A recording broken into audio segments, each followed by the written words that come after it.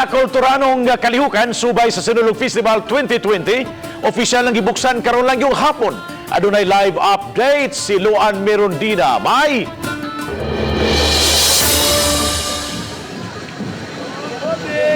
Yes, Bob, di gyud malalis nga Sinulog Fever is on. Subay niining opening salvo karon sa Sinulog 2020.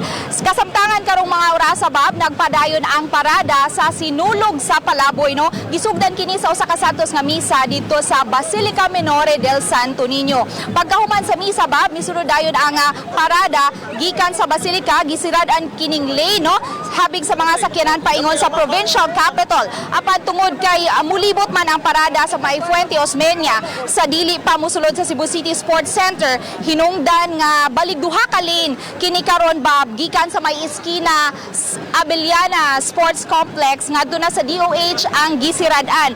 200 ka mga street children gikan sa Ermita o Barangay Mabolo ang milangkob karon sa Sinulog sa Palaboy. Gigiyahan kini sila sa mga sakop sa San Diego Dance Troupe.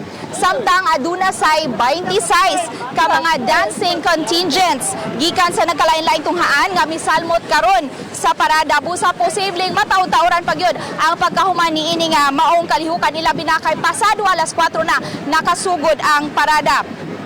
Samtang karong alas 6 sa gabi, Bob, mauusab ang launching sa Drum and Bugle dinhi sa Cebu City Sports Center diin magtigiusab ang nagkadaiyang mga tunghaan sa ilahang mga dance routines o highlight niini mao ang performance sa upat ka misteryo sa Santos nga Rosario.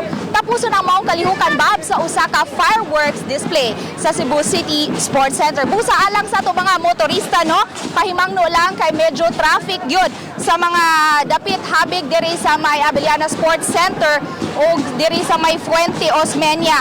Partikular nga apektado sa kalihukan ug gipasiradan sukad kaganihang alas 3 sa hapon kining daan sa may Osmeña Boulevard, Legazpi Street, Plaridel Extension ug ang RR Landon Street. Kaganiha pa ni silang alas 3 sa hapon gisiradan, so posibleng mabukas kini pagka alas 8 na o baka alas 7 sa gabi. Ug so far, Bob, o kanang latest nga atong nahipos gikan dinhi sa Osmeña Boulevard. Bob, thank you so much sa Luan Mirondina sa imong live report.